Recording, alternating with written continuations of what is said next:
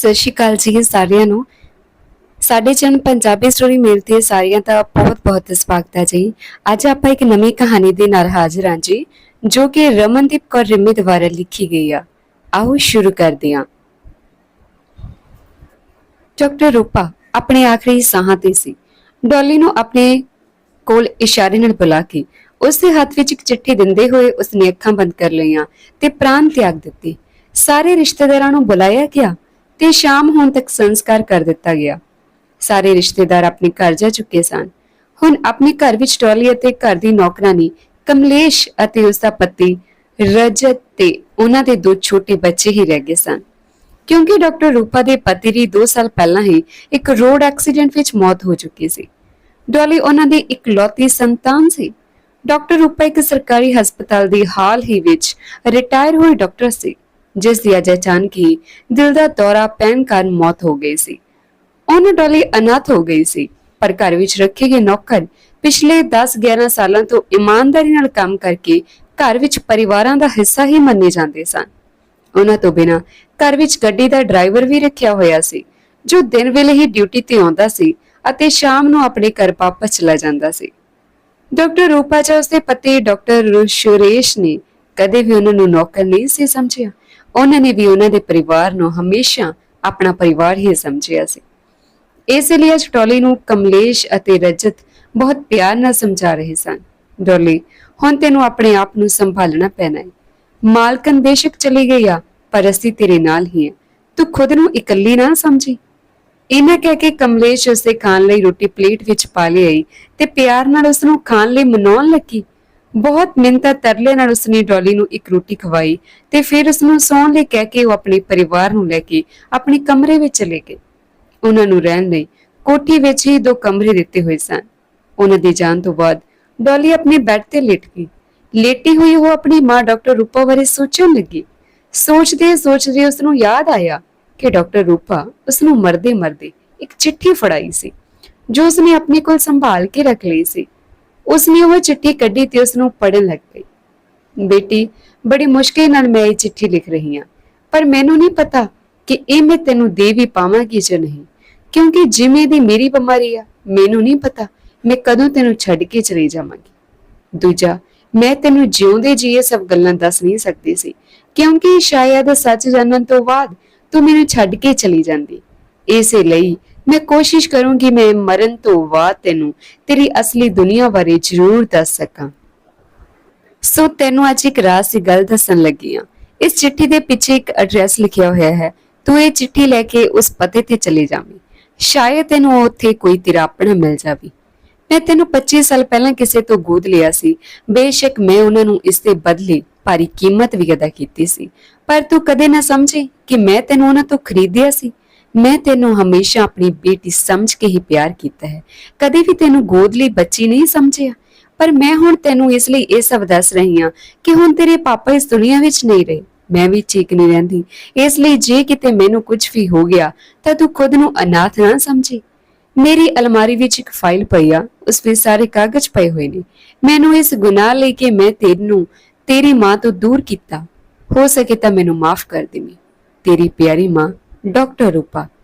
ਡੋਲੀ ਨੇ ਜਿਵੇਂ ਤਿਵੇਂ ਕੰਬਦੇ ਹੱਥਾਂ ਤੇ ਰੋਂਦੀਆਂ ਅੱਖਾਂ ਨਾਲ ਚਿੱਠੀ ਪੂਰੀ ਪੜ੍ਹ ਲਈ ਸੀ, ਪਰ ਡਾਕਟਰ ਰੂਪਾ ਨੇ ਉਸ ਤੋਂ ਜੋ ਅੰਤ ਵਿੱਚ ਮਾਫੀ ਮੰਗੀ ਸੀ, ਉਹ ਪੜ੍ਹ ਕੇ ਉਸਨੂੰ ਡਾਕਟਰ ਰੂਪਾ ਤੇ ਗੁੱਸਾ ਵੀ ਆ ਰਿਹਾ ਸੀ, ਕਿਉਂਕਿ ਉਹ ਸਮਝ ਰਹੀ ਸੀ ਕਿ ਉਸਨੇ ਆਪਣੇ ਡਾਕਟਰ ਹੋਣ ਦਾ ਸ਼ਾਇਦ ਨਜਾਇਜ਼ ਫਾਇਦਾ ਚੁੱਕਿਆ ਹੋਵੇਗਾ।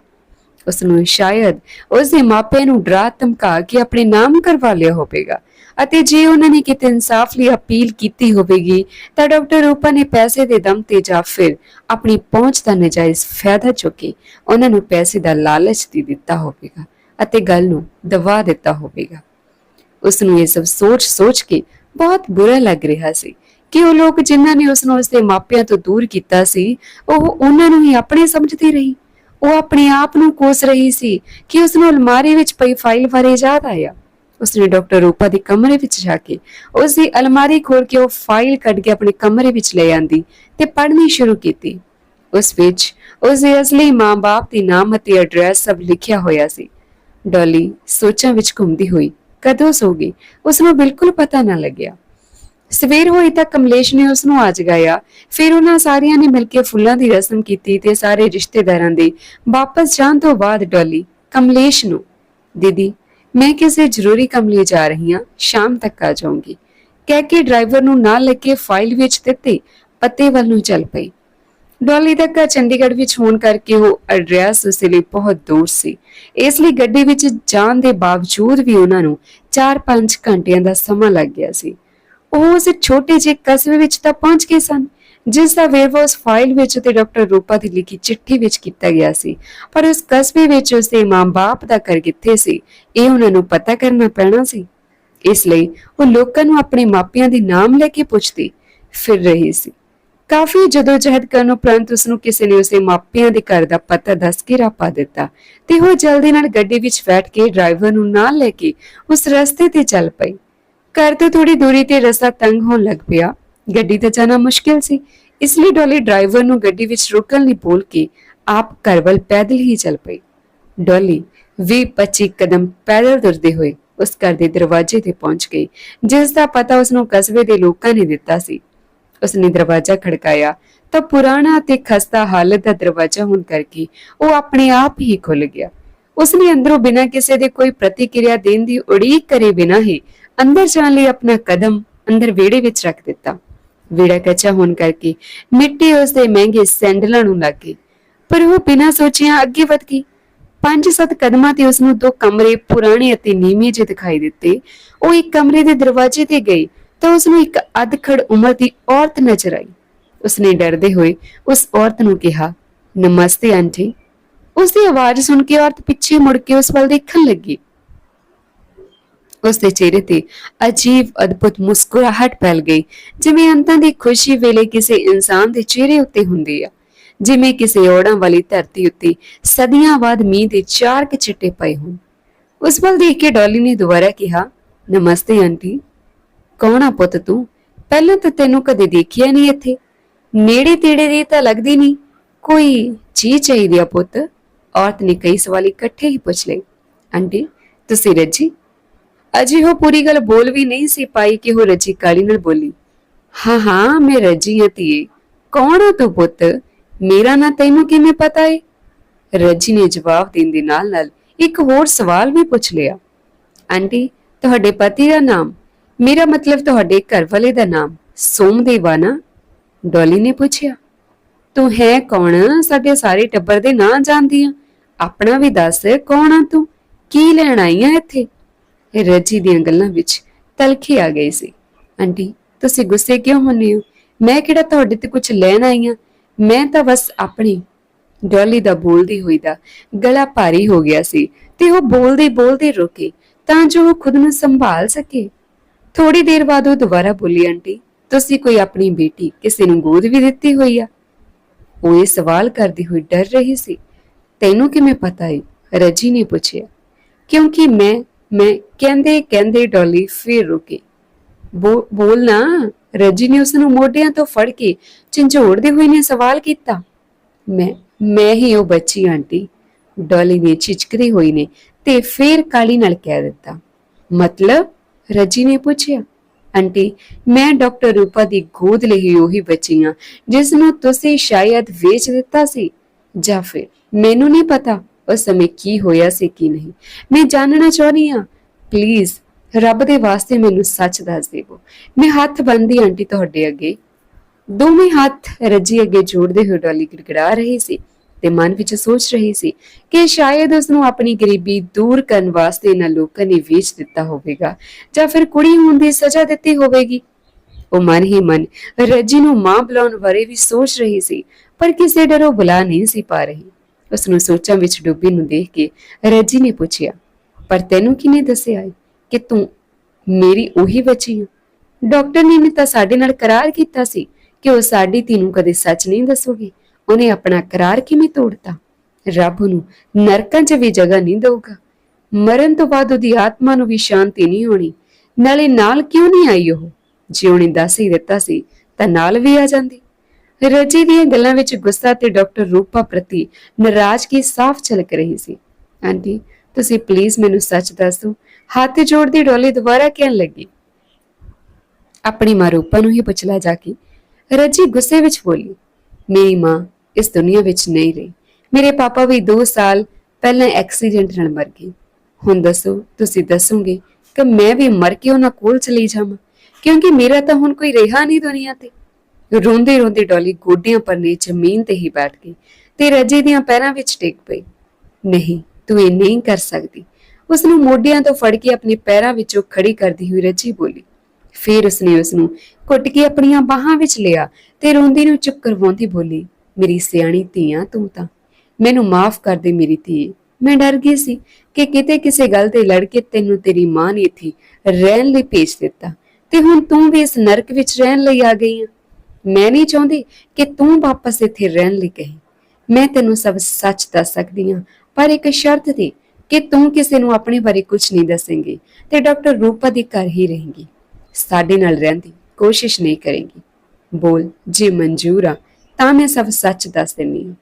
ਰੱਜੀ ਨੇ ਕਿਸੇ ਅੰਦਰੂਨੀ ਡਰ ਕਰਕੇ ਉਸਨੂੰ ਕਿਹਾ, ਤੁਸੀਂ ਉਸ ਦੀ ਫਿਕਰ ਨਾ ਕਰੋ, ਮੈਂ ਜਿਵੇਂ ਤੁਸੀਂ ਕਹੋਗੇ ਉਹੀ ਕਰੂੰਗੀ। ਬਸ ਸੱਚ ਸੱਚ ਦੱਸ ਦਿਓ ਪਲੀਜ਼। ਹੱਥ ਬੰਦੀ ਹੋਈ ਡੋਲੀ ਨੇ ਕਿਹਾ। ਤਾਂ ਫਿਰ ਸੁਣ, ਕਹਿੰਦੇ ਹੋਏ ਰੱਜੀ ਨੇੜੇ ਪਈ ਪੀੜੀ ਉੱਤੇ ਬੈਠ ਗਈ ਅਤੇ ਅੱਗੇ ਬੋਲਣ ਲੱਗੀ। 25 ਸਾਲ ਪਹਿਲਾਂ ਉਸ ਦਿਨ ਮੈਂ ਹਸਪਤਾਲ ਵਿੱਚ ਪਈ ਦਰਦ ਨਾਲ ਕਰਾ ਰਹੀ ਸੀ। ਮੇਰੇ ਕੋਲ ਸਿਰਫ ਮੇਰੀ ਮਾਂ ਹੀ ਉੱਥੇ ਮੌਜੂਦ ਸੀ, ਕਿਉਂਕਿ ਮੇਰੇ ਕੋਲ ਮੇਰੇ ਸਹੁਰੇ ਪਰਿਵਾਰ ਵਿੱਚੋਂ ਕੋਈ ਵੀ ਨਹੀਂ ਸੀ ਪਹੁੰਚਿਆ। ਹੋਰ ਤਾਂ ਹੋਰ ਮੇਰਾ ਪਤੀ ਵੀ ਨਹੀਂ ਸੀ ਗਿਆ, ਕਿਉਂਕਿ ਜਦੋਂ ਦੀ ਮੈਂ ਗਰਭਵਤੀ ਹੋਈ ਸੀ ਮੈਨੂੰ ਮੇਰੇ ਪੇਕੇ ਘਰ ਇਹ ਕਹਿ ਕੇ ਭੇਜ ਦਿੱਤਾ ਗਿਆ ਸੀ ਕਿ ਜਾਂ ਤਾਂ ਮੈਂ ਕੁੜੀ ਮੁੰਡਾ ਪਤਾ ਕਰਕੇ, ਜੇ ਫਿਰ ਤੋਂ ਪੇਟ ਵਿੱਚ ਕੁੜੀ ਆ ਤਾਂ ਉਸ ਨੂੰ ਜੰਮਣ ਤੋਂ ਪਹਿਲਾਂ ਹੀ ਮਾਰ ਦੇਵਾਂ, ਜੇ ਮੁੰਡਾ ਆ ਤਾਂ ਉਸ ਨੂੰ ਜਨਮ ਦੇਣ ਤੋਂ ਬਾਅਦ ਆਪਣੀ ਸਹੁਰੇ ਘਰ ਲੈ ਆਵਾਂ। ਪਰ ਮੈਂ ਅਜਿਹਾ ਕੋਈ ਵੀ ਪਾਪ ਨਹੀਂ ਸੀ ਕਰਨਾ ਚਾਹੁੰਦੀ। ਬੋਲਦੇ ਬੋਲਦੇ ਰੱਜੀ ਦਾ ਗਲਾ ਭਾਰੀ ਹੋ ਗਿਆ ਸੀ, ਇਸ ਲਈ ਉਹ ਖੁਦ ਨੂੰ ਸੰਭਾਲਣ ਲਈ ਬੋਲਦੀ ਬੋਲਦੀ ਰੁਕ ਗਈ ਸੀ। ਫਿਰ ਕੁੜੀ ਨਾ ਹੋ ਜਾਵੇ ਮਤਲਬ, ਡੋਲੀ ਨੇ ਸਵਾਲ ਕੀਤਾ। ਫਿਰ ਕੁੜੀ ਨਾ ਹੋ ਜਾਵੇ ਮਤਲਬ, ਡੋਲੀ ਨੇ ਸਵਾਲ ਕੀਤਾ। ਪਹਿਲਾਂ ਵੀ ਮੇਰੇ 4 ਕੁੜੀਆਂ ਹੋ ਗਈਆਂ ਸੀ, 5ਵਾਂ ਬੱਚਾ ਡੋਲੀ ਮੇਰੇ ਪੇਟ ਵਿੱਚ ਸੀ। ਜਦੋਂ ਮੈਂ ਟੈਸਟ ਕਰਵਾਉਣ ਨੂੰ ਨਾ ਕੀਤੀ ਤਾਂ ਮੈਨੂੰ ਮੇਰੇ ਪੇਕੇ ਇਹ ਕਹਿ ਕੇ ਭੇਜ ਦਿੱਤਾ, ਜਾਂ ਤਾਂ ਟੈਸਟ ਕਰਾ ਕੇ ਪਤਾ ਕਰ ਲਾ, ਮੁੰਡਾ ਹੈਗਾ ਤਾਂ ਰੱਖ, ਨਹੀਂ ਤਾਂ ਸਫਾਈ ਕਰਾਇਆ। ਮੈਂ ਆਪਣੀ ਇੱਜ਼ਤ ਤੇ ਅੜੀ ਰਹੀ। ਪੇਕਿਆਂ ਨੇ ਵੀ ਬਹੁਤ ਸਮਝਾਇਆ ਵੀ ਟੈਸਟ ਕਰਾ ਲੈਂਦੇ ਆ, ਪਰ ਮੈਂ ਉਹਨਾਂ ਦੀ ਵੀ ਨਹੀਂ ਮੰਨੀ। ਰੱਜੀ ਨੇ ਚੁੰਨੀ ਦੇ ਪੱਲੇ ਨਾਲ ਅੱਖਾਂ ਪੂੰਝਦੀ ਨਹੀਂ ਦੱਸਿਆ। ਫਿਰ ਡੋਲੀ ਨੇ ਅੱਗੇ ਕਹਾਣੀ ਜਾਣਨ ਦੀ ਕਾਲ ਕੀਤੀ। ਫਿਰ ਪੂਰਾ ਟਾਈਮ ਆਉਣ ਤੇ ਮੈਨੂੰ ਜਦੋਂ ਹਸਪਤਾਲ ਲੈ ਕੇ ਗਏ ਤਾਂ ਮੈਨੂੰ ਬਹੁਤ ਫਿਕਰ ਲੱਗੀ ਹੋਈ ਸੀ, ਜਿਹਦੇ ਨਾਲ ਮੇਰਾ ਬਲੱਡ ਪ੍ਰੈਸ਼ਰ ਵਧੀ ਘਟੀ ਜਾਂਦਾ ਸੀ। ਫਿਰ ਡਾਕਟਰ ਨੇ ਮੈਨੂੰ ਪੁੱਛਿਆ, ਕੀ ਗੱਲ ਆ, ਇੰਨਾ ਕੀ ਸੋਚਦੀ ਆ ਤੂੰ? ਮੈਂ ਚੁੱਪ ਰਹੀ, ਪਰ ਮੇਰੀ ਮਾਂ ਨੇ ਰੋਂਦੀ ਨੇ ਸਾਰੀ ਗੱਲ ਡਾਕਟਰ ਨੂੰ ਦੱਸ ਦਿੱਤੀ। ਡਾਕਟਰ ਨੇ ਪਹਿਲੇ ਮੈਨੂੰ ਬਹੁਤ ਗੁੱਸੇ ਹੋਈ ਵੀ, ਕੁੜੀ ਜੰਮਣ ਤੋਂ ਡਰਦੀ ਆ। ਫਿਰ ਜਦੋਂ ਗੁੱਸੇ ਹੋ ਕੇ ਚਲੀ ਗਈ ਤਾਂ ਇੱਕ ਨਰਸ ਨੂੰ ਮੇਰੀ ਮਾਂ ਨੇ ਮੇਰੀਆਂ ਪਹਿਲਾਂ ਵਾਲੀਆਂ 4 ਕੁੜੀਆਂ ਬਾਰੇ ਦੱਸ ਦਿੱਤਾ, ਨਾਲੇ ਮੇਰੇ ਸਹੁਰੇ ਪਰਿਵਾਰ ਵੱਲੋਂ ਕਈ ਗੱਲਾਂ ਵੀ ਦੱਸ ਦਿੱਤੀਆਂ। ਉਹੀ ਨਰਸ ਨੇ ਡਾਕਟਰ ਨੂੰ ਜਾ ਕੇ ਦੱਸ ਦਿੱਤਾ। ਫਿਰ ਡਾਕਟਰ ਨੇ ਆ ਕੇ ਮੈਨੂੰ ਕਿਹਾ, ਮੈਂ ਪਰਮਾਤਮਾ ਅੱਗੇ ਬੇਨਤੀ ਕਰਦੀ ਹਾਂ ਕਿ ਉਹ ਇਸ ਵਾਰ ਤੈਨੂੰ ਪੁੱਤ ਦੀ ਦਾਤ ਦੇਣ, ਪਰ ਜੇ ਰੱਬ ਨਾ ਕਰੇ ਤੇਰੇ ਦੁਬਾਰਾ ਤੇ ਪੈਦਾ ਹੋਈ ਤਾਂ ਤੂੰ ਉਹ ਮੈਨੂੰ ਦੇ ਦੇ। ਪਰ ਜਿਹੜੀ ਗੱਲ ਦਾ ਮੈਨੂੰ ਡਰ ਸੀ ਉਹੀ ਹੋਇਆ। ਉਸੇ ਦਿਨ ਦੁਪਹਿਰ 11:30 ਵਜੇ ਮੈਂ ਕੁੜੀ ਨੂੰ ਜਨਮ ਦਿੱਤਾ। ਰੱਜੀ ਨੇ ਦੱਸਿਆ। ਜਦੋਂ ਤੁਹਾਨੂੰ ਪਤਾ ਲੱਗਿਆ ਤਾਂ ਤੁਸੀਂ ਕੀ ਕੀਤਾ? ਡੋਲੀ ਨੇ ਪੁੱਛਿਆ। ਮਾਂ ਤਾਂ ਮਾਂ ਹੁੰਦੀ ਹੈ ਧੀਏ, ਮੈਂ ਤੈਨੂੰ ਦੇਖਿਆ, ਪਿਆਰ ਕੀਤਾ, ਪਰ ਫਿਰ ਯਾਦ ਆਇਆ ਕਿ ਮੈਨੂੰ ਤਾਂ ਸਹੁਰਿਆਂ ਨੇ ਘਰ ਨਹੀਂ ਪੈਰ ਧਰਨ ਦੇਣਾ। ਫਿਰ ਮੇਰੇ ਕੋਲ ਡਾਕਟਰ ਨੇ ਆਈ ਤੇ ਮੈਨੂੰ ਕਹਿਣ ਲੱਗੀ, ਆ ਪੇਪਰ ਨੇ, ਮੈਂ ਤੇਰੀ ਧੀ ਨੂੰ ਆਪਣੇ ਨਾਂ ਕਰਾਉਣਾ ਚਾਹੁੰਦੀ ਹਾਂ, ਮੇਰੇ ਨਾਮ ਕਰ ਦੇ। ਇੱਕ ਵਾਰ ਤਾਂ ਉਹਦੀਆਂ ਗੱਲਾਂ ਸੁਣ ਕੇ ਮੇਰਾ ਕਲੇਜਾ ਮੂੰਹ ਨੂੰ ਆਉਣ ਲੱਗ ਪਿਆ, ਪਰ ਫਿਰ ਮੇਰੇ ਕੰਨਾਂ ਵਿੱਚ ਮੇਰੇ ਸਹੁਰਿਆਂ ਦੀਆਂ ਕਈਆਂ ਗੱਲਾਂ ਘੁੰਮਣ ਲੱਗ ਗਈਆਂ।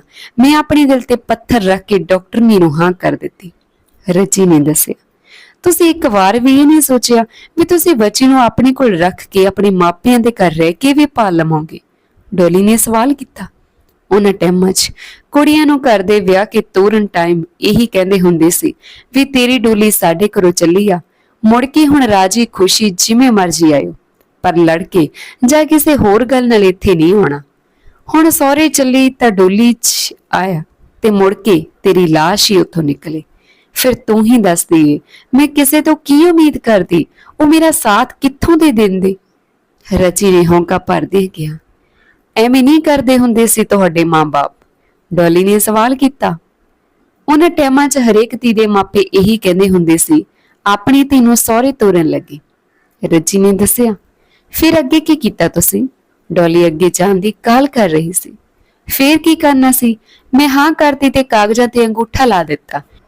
ਉਦੋਂ ਤੱਕ ਤਾਂ ਮੇਰਾ ਘਰ ਵਾਲਾ ਵੀ ਆਪਣੀ ਮਾਂ ਨਾਲ ਉੱਥੇ ਗਿਆ ਸੀ। ਉਹਨੂੰ ਡਾਕਟਰਨੀ ਨੇ ਜਦੋਂ ਦੱਸਿਆ ਵੀ ਉਹ ਕੁੜੀ ਲੈ ਕੇ ਉਹਦੇ ਬਦਲੇ 'ਚ ਮੈਨੂੰ ਪੈਸੇ ਦੇਣ ਜਾ ਰਹੀ ਆ, ਤਾਂ ਮੇਰੀ ਸੱਸ ਬਹੁਤ ਖੁਸ਼ ਹੋ ਗਈ ਤੇ ਡਾਕਟਰਨੀ ਤੋਂ ਸਾਰੇ ਪੈਸੇ ਵੀ ਉਹਨਾਂ ਨੇ ਆਪ ਹੀ ਫੜ ਲਏ ਅਤੇ ਮੁੜ ਘਰ ਆ ਗਏ। ਮੈਨੂੰ ਤਾਂ ਪਤਾ ਵੀ ਨਹੀਂ ਕਿੰਨੀ ਰਕਮ ਸੀ ਕਿੰਨੀ ਨਹੀਂ। ਫਿਰ ਡਾਕਟਰਨੀ ਤੈਨੂੰ ਉਸੇ ਦਿਨ ਆਪਣੇ ਨਾਲ ਲੈ ਗਈ ਅਤੇ ਤੈਨੂੰ ਪਿਆਰ ਨਾਲ ਪਾਲਣ ਪੋਸ਼ਣ ਲੱਗੀ। ਰਚੀ ਨੇ ਦੱਸਿਆ। ਤੁਸੀਂ ਮੈਨੂੰ ਕਦੇ ਮਿਲੇ ਨਹੀਂ ਦੁਬਾਰਾ? ਕਦੇ ਮੈਨੂੰ ਦੇਖਣ ਦਾ ਦਿਲ ਨਹੀਂ ਕਰਿਆ ਤੁਹਾਡਾ? ਡੋਲੀ ਨੇ ਸਵਾਲ ਕੀਤਾ। ਬਹੁਤ ਕਰਦਾ ਸੀ ਦਿਲ ਤਾਂ ਧੀਏ, ਪਰ ਮੇਰੇ ਸਹੁਰੇ ਮੈਨੂੰ ਉਦੋਂ ਹੀ ਡਾਕਟਰਨੀ ਨੂੰ ਮਿਲਣ ਭੇਜਦੇ ਸੀ ਜਦੋਂ ਉਹਨਾਂ ਨੂੰ ਪੈਸੇ ਚਾਹੀਦੇ ਹੁੰਦੇ ਸੀ। ਤੈਨੂੰ ਮਿਲਣ ਨੂੰ ਨਹੀਂ ਸੀ ਜਾਣ ਦਿੰਦੇ। ਰੱਜੀ ਨੇ ਰੋਂਦੀ ਨੇ ਕਿਹਾ। ਇੰਨੇ ਜ਼ਾਲਮ ਕਿਉਂ ਸੀ ਉਹ? ਡੋਲੀ ਨੇ ਪੁੱਛਿਆ। ਉਹ ਤਾਂ ਹੁਣ ਵੀ ਜ਼ਾਲਮ ਹੀ ਨੇ ਧੀਏ। ਹੁਣ ਵੀ ਉਹਨਾਂ ਨੇ ਤਾਂ ਪੈਸੇ ਮੰਗਣੇ ਬੰਦ ਨਹੀਂ ਸੀ ਕੀਤੇ। ਮੈਂ ਹੀ ਆਪਣੇ ਆਪ ਨੂੰ ਮਜ਼ਬੂਤ ਕਰ ਲਿਆ ਵੀ ਚਾਹੇ ਮਾਰ ਕੁੱਟ ਦੇਣ, ਕੁੱਟ-ਕੁੱਟ ਕੇ। ਮੈਂ ਹੁਣ ਡਾਕਟਰਨੀ ਨੂੰ ਹੋਰ ਤੰਗ ਨਹੀਂ ਕਰਨਾ। ਰੱਜੀ ਨੇ ਕਿਹਾ। ਕੁੱਟ-ਕੁੱਟ ਮਾਰ ਦੇਣ ਮਤਲਬ? ਡੋਲੀ ਨੇ ਹੈਰਾਨ ਹੁੰਦੀ ਨੇ ਕਿਹਾ। ਜੇ ਮੈਂ ਡਾਕਟਰਨੀ ਤੋਂ ਪੈਸੇ ਨਹੀਂ ਸੀ ਲੈਣ ਜਾਂਦੀ ਤਾਂ ਮੈਨੂੰ ਤੇ ਮੇਰੀਆਂ ਧੀਆਂ ਨੂੰ ਮਾਰਨ ਦੀਆਂ ਧਮਕੀਆਂ ਦਿੰਦੇ ਸੀ ਮੇਰੀ ਸੱਸ ਤੇ ਮੇਰਾ ਘਰ ਵਾਲਾ। ਮੈਂ ਸੋਚਦੀ ਹੁੰਦੀ ਸੀ ਕਿ ਮੈਂ ਇੱਕ ਤਾਂ ਆਪਣੀ ਧੀ ਇਹਨਾਂ ਤੋਂ ਬਚਾ ਲਈ, ਬਾਕੀਆਂ ਨੂੰ ਵੀ ਬਚਾਉਣ ਦੀ ਕੋਸ਼ਿਸ਼ ਤਾਂ ਮੈਨੂੰ ਕਰਨੀ ਹੀ ਪੈਣੀ ਆ। ਡਰਦੀ ਮੈਂ ਡਾਕਟਰਨੀ ਤੋਂ ਪੈਸੇ ਲਿਆਉਂਦੀ ਰਹਿੰਦੀ ਸੀ। ਰੱਜੀ ਨੇ ਦੱਸਿਆ।